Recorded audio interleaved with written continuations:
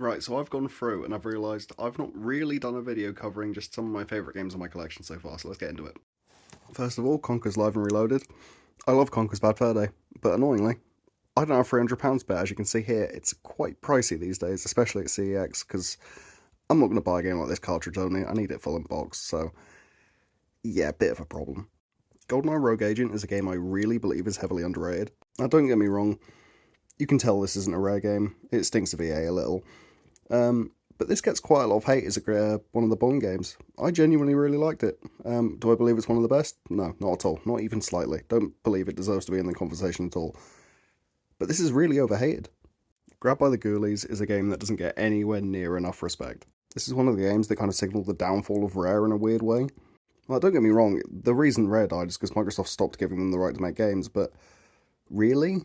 I think games like this not selling well really did seal the fate for Rare. But I love it to bits, and I strongly believe it deserves a lot more respect and a lot more playtime than it ever got. If you find it cheap, pick it up, trust me. You've got Rare Replay, play it, honestly, it's worth playing. You like Banjo-Kazooie, you like Conker's Bad Fur Day, you'll love this. Of course, I can't make a video about games I love without mentioning Need for Speed Underground 2. The visuals, the soundtrack, the controls, the racing, the cars, it was all beautiful. I'm not a car person by any means, but this game is the reason I desperately want a 350Z. I love it to bits. Tom Clancy's Rainbow Six Siege is a game that I've got a massive soft spot for.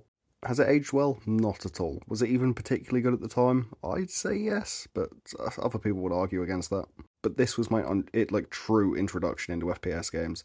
Like, I'd played GoldenEye and stuff before, and I love that game to bits, but I'd say this is the first modern FPS game I truly sat down and played. Splinter Cell and Splinter Cell Pandora Tomorrow. I'm going to group these in together because these were honestly the best Splinter Cell games in my opinion. Not a particularly controversial take, but games like this need to come back. I miss true, really great stealth shooters. And I realise series like Metal Gear are still going. Still going. You know how it is.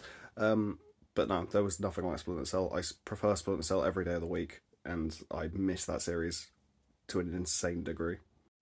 And to finish it off, True Crime Streets of LA. Easy. Those who have been following me for a while will know how much I love this game. But this game had a massive problem with kind of, GTA clone syndrome at the time.